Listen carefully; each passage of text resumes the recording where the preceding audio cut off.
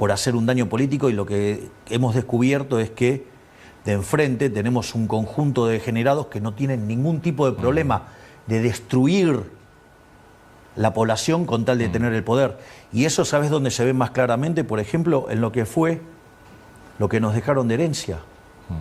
Si nosotros hubiéramos abierto el cepo el primer día, nos habían pasado todas las colocaciones a un día, claro, con lo cual hubiéramos cuadruplicado o quintuplicado la oferta de dinero, la base monetaria en rigor, en un día, en una situación donde teníamos deuda con importadores por 50.000 millones de dólares, la CIRA, 15.000 millones de dólares pisados de dividendos, 90.000 millones de dólares en vencimiento en pesos. ¿Vos te encontraste con un país mucho peor de lo que pensabas?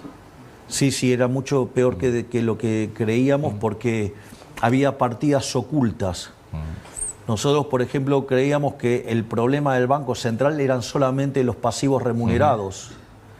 Y lo que descubrimos es que no solo estaba el problema de los pasivos remunerados, había una cosa que es muy perversa, que es el tema de los puts. Sí.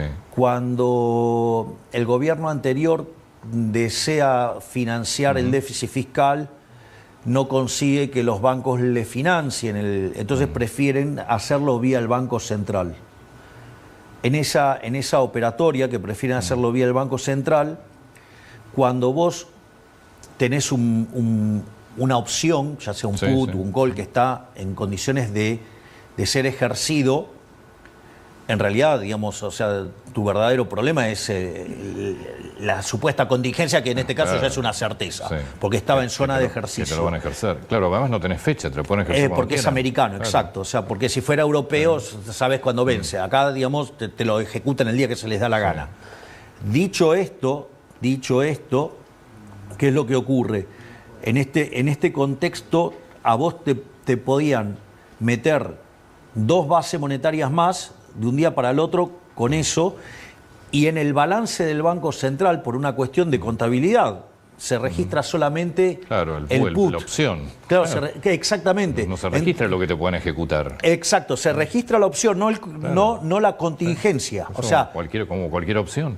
Claro, entonces, tío, cuando entramos ahí nos encontramos con ese... Que la contingencia en este caso además era recontra ejecutable. Estaba in demand y estaba activado para ejecutarse, claramente. En cualquier momento, claro. Entonces, y eso es lo que hace que todavía no podamos salir del cepo. ¿Y eso cómo lo van a resolver? Porque todavía está la opción, es decir, todavía está... Estamos trabajando en darle una solución. Por eso es tan importante, yo te diría... La verdad que la tarea de Bausili y Pablo Quirno es monumental, porque están recreando toda una curva de pesos. Recrear esa curva de pesos hace que esos pasivos monetarios remunerados, que nunca deberían haber estado en el Banco Central, vuelvan a estar donde tenían que estar, que era en el Tesoro, porque la contracara de eso son los 45.000 millones de dólares que se robaron del Banco Central el gobierno anterior.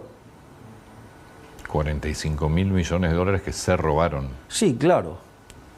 Digo, porque no deberían haber ido por el lado del Banco Central, no deberían haber saqueado el Banco Central. ¿Y quién se los quedó? Se los gastaron haciendo populismo.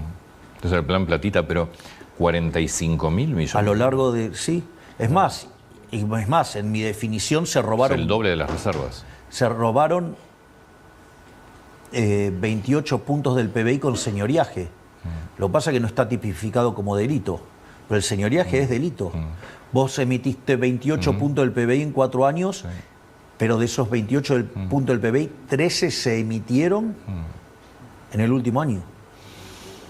O sea, te das cuenta que estamos hablando se patinaron cerca de 90.000 millones de dólares, el último año nada más.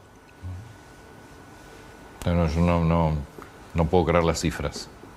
Bueno, se vio todo lo que pusieron en la calle, pero vos estás hablando de 90.000 millones de dólares. Es una fortuna. Obvio. Digamos, eso es el populismo. Eso es lo que nos dejaron plantado. Ahora, digo, yo no voy a estar llorando por la herencia, porque en condiciones de presiones normales, en condiciones normales de presión y temperatura, vos no tenés un presidente liberal libertario.